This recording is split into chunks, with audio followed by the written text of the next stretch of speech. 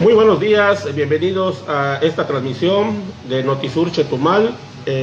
Vamos a realizar una entrevista aquí con una de las trabajadoras del gobierno del estado.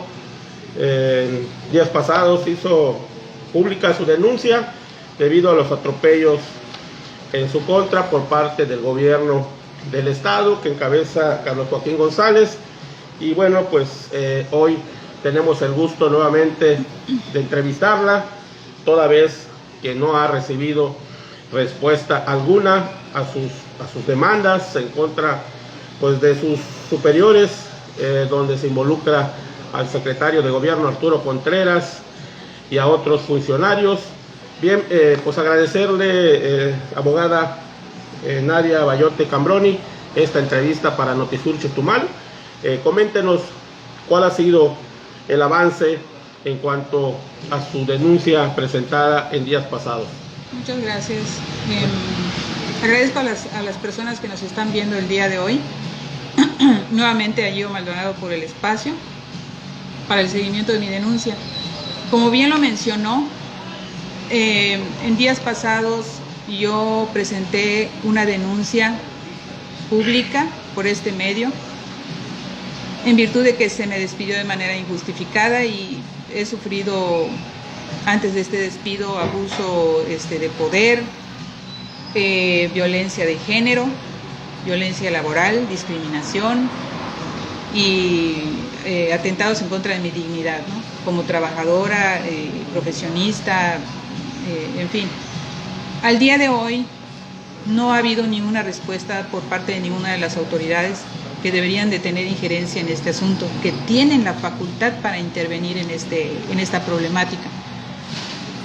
Y sin embargo, yo estoy bien decidida a continuar con el procedimiento hasta donde tenga que llegar, porque es un claro ejemplo de la violencia en la que estamos sometidas las mujeres en el trabajo, en el ámbito del trabajo. No hay que dejar pasar ese tipo de cosas porque la violencia a la mujer, si bien se da con mayor acentuación en el ámbito familiar, también en el ámbito laboral tenemos una clara desventaja. Muchas mujeres no denuncian. ¿Por qué? Ahorita se podrían ver reflejadas en mí, por temor a perder su trabajo principalmente. Cómo llevar el sustento a la casa. Entonces, esa es una de las problemáticas por qué las mujeres no denunciamos. El día de hoy yo puedo decir que las autoridades han sido totalmente omisas, desde el secretario de gobierno, como la autoridad máxima del Comité Institucional para la Igualdad de Género, como el presidente del sistema PASEF, como lo mencioné en aquella ocasión. No hay ninguna respuesta. También preside el sistema para la igualdad entre mujeres y hombres y no puede ser posible que ni siquiera me dé la cara el secretario de gobierno Arturo Contreras. Dicen que para que se pueda iniciar en la erradicación de la violencia en contra de la mujer es necesario en primer lugar escucharlas, y a mí el secretario de gobierno en ningún momento me ha querido escuchar. Definitivamente no podemos avanzar si la autoridad que representa él en primer lugar pues no hace nada, al contrario, sigue violentando y sigue fomentando la violencia en contra de la mujer. Entonces a nosotras las mujeres nos ha dado mucho trabajo entrar a estos espacios laborales. ¿Por qué? Porque tenemos hijos, tenemos una serie de inconvenientes, podría llamarse así, para llegar a ocupar un puesto en el trabajo, y sobre todo que no nos coloquen en esas posiciones que no tienen ni siquiera dirección y crecimiento. Entonces yo logré colocarme en un nivel 700, derivado de la especialización que tuve en la Ciudad de México dejando a mi hija de 1 año, y sin embargo al día de hoy pues ni los estudios, ni la especialización, ni la experiencia laboral fueron tomados en cuenta. Entonces prácticamente se me ha degradado en el trabajo, Sí. cosa que nos cuesta bastante a las mujeres llegar ahí. Yo no le debo mi trabajo, y puedo decirlo con la frente en alto, a ninguna administración del gobierno, de ningún gobierno, ni de colores, ni de partidos, nada. Entonces yo por mi propio esfuerzo había llegado hasta allá, y hoy pues ya vemos que la cuna machista, como le llaman a nivel internacional a México, pues sigue estando ahí y sigue operando. El gobernador del estado sabe perfectamente la situación que yo estoy pasando. Yo acudí a una de las audiencias públicas, como lo mencioné también en la denuncia en días pasados. Estuve por más de 17 horas con mi estado de salud muy deteriorado, pero con tal de hablar con el gobernador, pues me aguanté, ¿no? Toda la noche hasta que me atendieron hasta el día siguiente. Entonces, ya me escuchó, pero no se hizo nada. Hoy sé que está dando audiencia pública, o no sé si Sí. son las fichas de registro apenas, ¿no? No, son audiencia, estás dando una audiencia pública aquí en Chetumal, en el Colegio de Bachilleres. ¿Qué le parecen estas audiencias? La verdad me parecen totalmente una simulación, Pura simulación. como lo son las políticas públicas y las acciones afirmativas en pro de la mujer, ¿no? ¿Y por qué lo menciono? Porque, como les comenté, yo acudí con el gobernador del estado el 4 de diciembre de 2019, me escuchó por 5 minutos a lo mejor, pero bueno, está enterado totalmente de mi asunto. Y sin embargo no se hizo nada.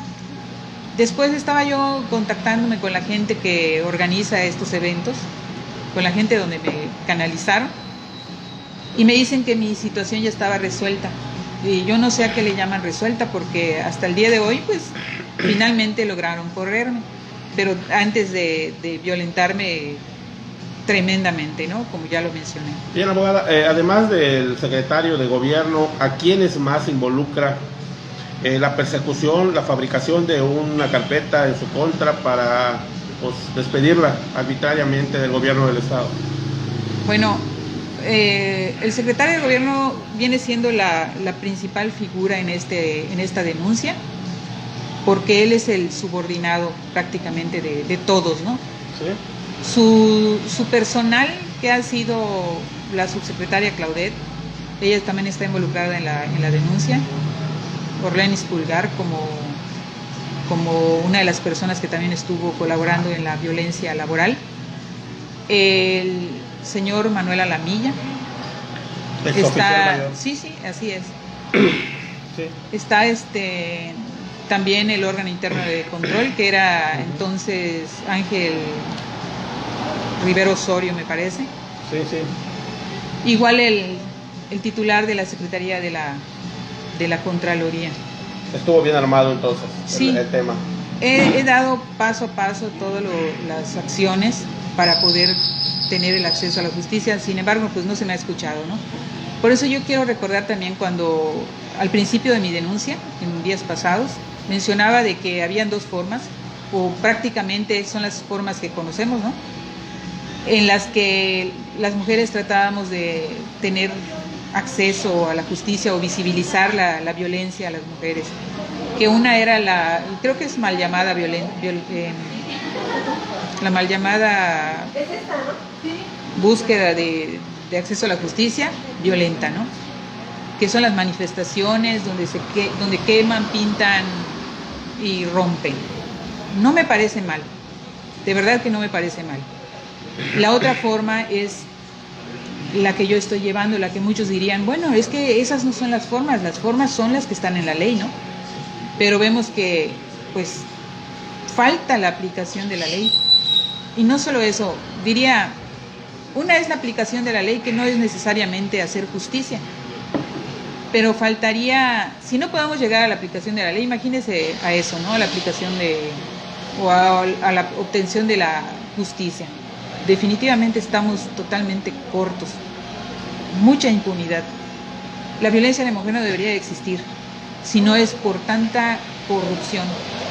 Yo le echo la culpa a la corrupción de la violencia de la mujer. A lo mejor muchos y muchas podrán contradecirme de que es una cuestión de cultura, de educación, que viene desde la familia.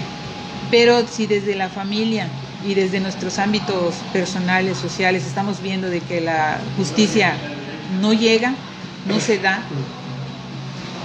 entonces, ¿cómo poder echarle la culpa a las personas si cuando tú denuncias las autoridades no hacen su trabajo? Entonces yo creo que la raíz de toda esta problemática es la corrupción. Bien, abogada, preguntarle, vemos que trae unos documentos. Ah, sí. Preséntenos, díganos cuál es el motivo de estos. Bueno, no quiero dejar pasar esta oportunidad para mencionar lo siguiente. Hace poco vi una convocatoria que hizo el Congreso del Estado para ocupar la titularidad del Instituto de Transparencia y Datos Personales, algo así. Y acceso a la información. Exacto. Y datos personales. En ese concurso o en esa postulación estuvo la subsecretaria Claudette, y no voy a dejar de mencionar lo siguiente. Yo cuando apenas fui violentada por ella, o mejor dicho, cuando ya sentí las agravantes en mi salud por violencia ejercida por ella, yo solicité mi cambio de adscripción. No tuve respuesta de parte de ella. Qué irónico cuando ella quiere ser la titular de un instituto en donde se supone que la gente va a tener acceso a la información o a sus solicitudes, ¿verdad?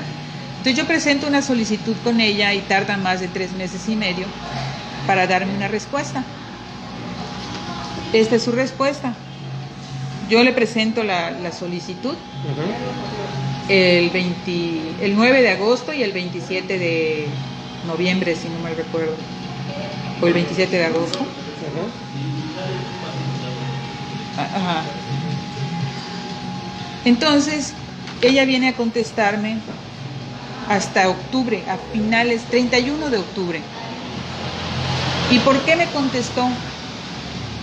Porque la Comisión de los Derechos Humanos le dijo que me contestara antes de que incurriera en la violación a los derechos humanos. Para mí se incurrió en violación a mis derechos humanos. ¿Por qué?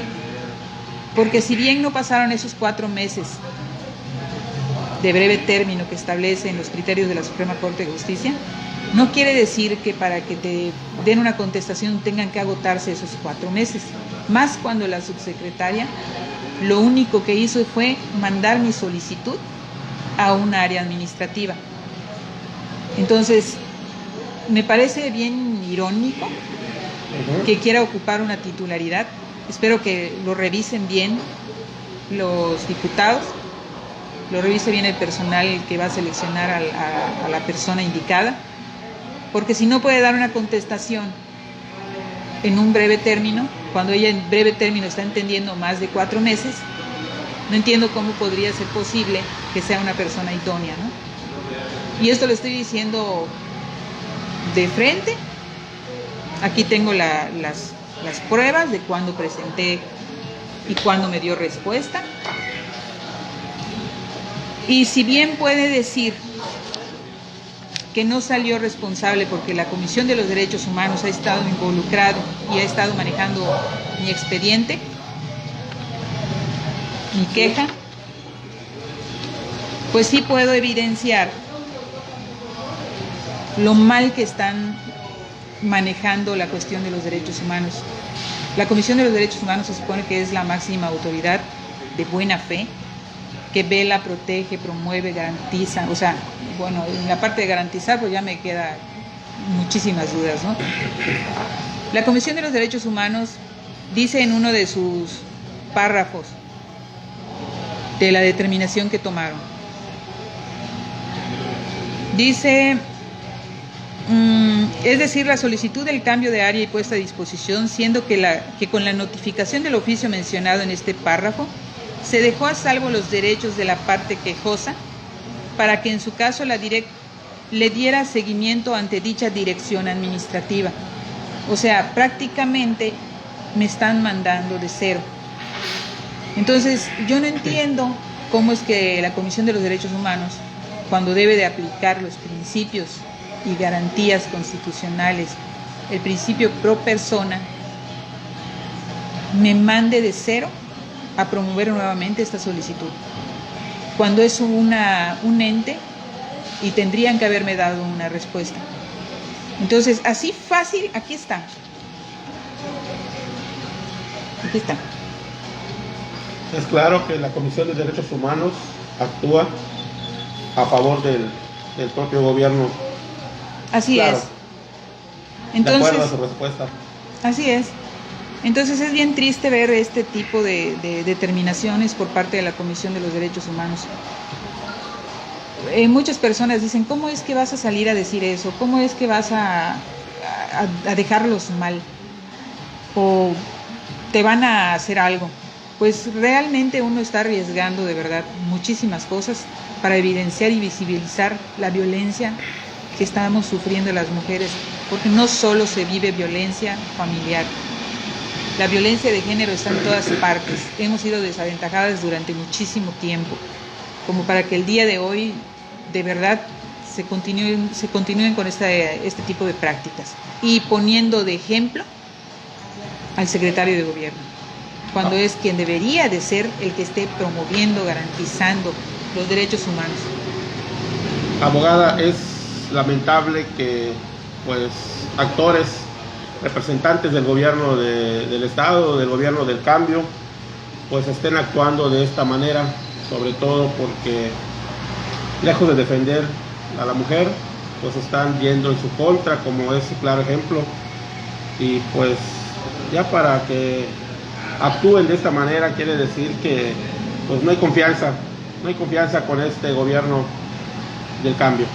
No, definitivamente, yo creo que al gobierno ya no le interesa a estas alturas de la administración quedar bien o poner en marcha y operar de manera correcta las políticas públicas, porque ya se van, pero dejan de verdad un sabor amargo en toda la ciudadanía. No soy la única persona que está inconforme con esta administración.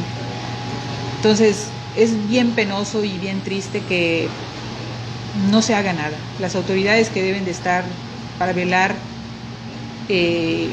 por el bienestar de la gente, pues no, nada más es omisa, y aparte de omisa, pues también es activa en la violencia, ¿no?, que se está ejerciendo. Tenemos muchas políticas públicas, tenemos acciones afirmativas, pero nada de eso opera. Y si se opera mal. Entonces hay que visibilizarlo, hay que denunciar.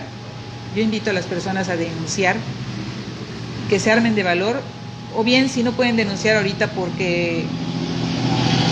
temor a perder el trabajo y estamos en época de pandemia, no importa. Termina esta administración, dejan de tener miedo y denuncien, que denuncien. Tenemos que cambiar las cosas. Abogada, ¿seguirá usted defendiendo los atropellos en su contra? Por supuesto que sí, hasta donde tenga que llegar. ¿Agotará hasta la última instancia? Hasta tener a lo mejor que llegar hasta la Corte Interamericana. ¿No tiene miedo a represalias por parte del gobierno del Estado? Sí las tengo, por supuesto que las tengo.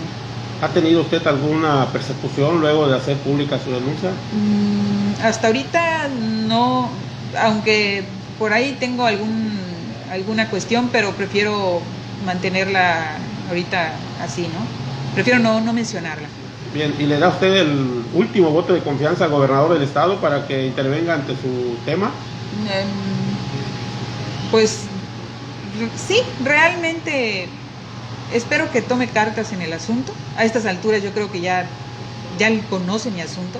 O sea, ya conoce la denuncia pública que hice, porque mi tema lo conoce desde hace tiempo, ¿no?, desde el 2019. Sin embargo, pues el gobernador debe estar muy ocupado en las audiencias, la gente ahí, pero el seguimiento es lo que está faltando. El seguimiento en las audiencias públicas, pues está faltando. No se resuelven las cosas. A mí me gustaría saber de verdad qué porcentaje de la gente que ha ido a las audiencias públicas ha tenido una solución a la problemática que le haya ido a exponer. Pura simulación. Así es. Sí, pues algo más que quiera agregar, ampliar, porque pues sí, su tema tiene que llegar pues a todo lado para que pues las mujeres conozcan cuál es la verdadera realidad, cuál es la verdadera situación que se vive al interior del gobierno del estado. Pues únicamente denunciar y visibilizar la violencia. Tomen audios, tomen fotocopia de todo aquello que pueda considerarse violencia en el trabajo, porque el día de mañana que se quiera denunciar, esto se tiene que tener. Yo tomé mis precauciones y por eso tengo audios, tengo documentos, pero aún así, pues la autoridad o bueno, mi anterior trabajo no es consciente de esto, no sé qué está sucediendo, ¿no? Yo creo que le apuestan mucho al poder que se tiene, al poder, a la impunidad. Y también quiero invitarlos a las 11 de hoy. Tengo una entrevista con Panóptico. ¿Sí? Y se va a transmitir en vivo. Me gustaría que allí realicen preguntas, les vamos a responder. Ahí van a conocer más a detalle los pasos que he dado y vamos a exhibir algunas pruebas de todo lo que estoy mencionando aquí, inclusive audios. Vemos que todo está debidamente documentado, abogada. Así es. Bien, pues ya para finalizar, agradecerle esta entrevista para dar a conocer la verdadera realidad que se vive aquí en Quintana Roo, que no todo lo que brilla es oro como tratan de hacer creer los representantes de este gobierno. Y bueno, pues abogada, muchas gracias y no sé si quiere dar un mensaje final para las mujeres, sobre todo que trabajan en el gobierno del estado y que pues pueden ser víctimas de las arbitrariedades de sus funcionarios.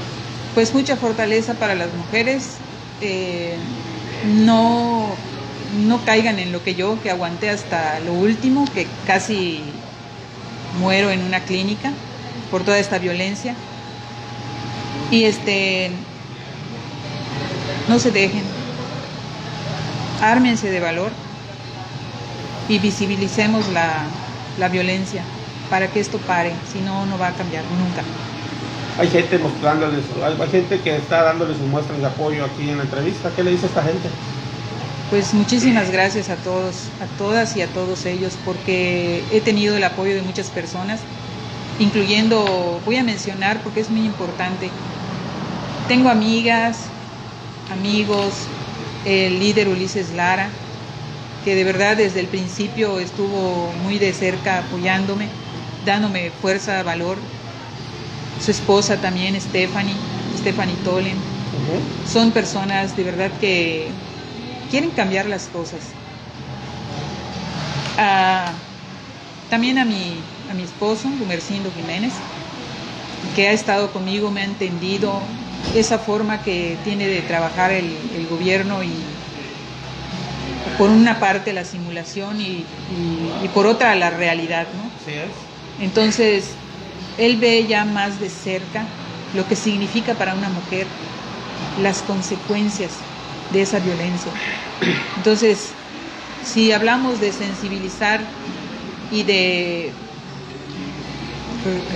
remover o reeducar a los hombres, yo creo que uno de los resultados sería ese, que pese a muchas cosas, al trabajo, a la comida que se pueda llevar a casa, pues se hace conciencia y se solidariza con esa situación.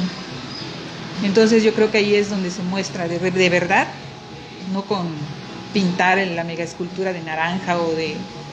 Esos son simulaciones, sino el apoyo está ahí y que sea real, como las personas que me apoyan y me están viendo en este momento. Muchas gracias, les agradezco de verdad. Pues muchas gracias a todos, muy buenos días, gracias por seguirnos, hasta mañana.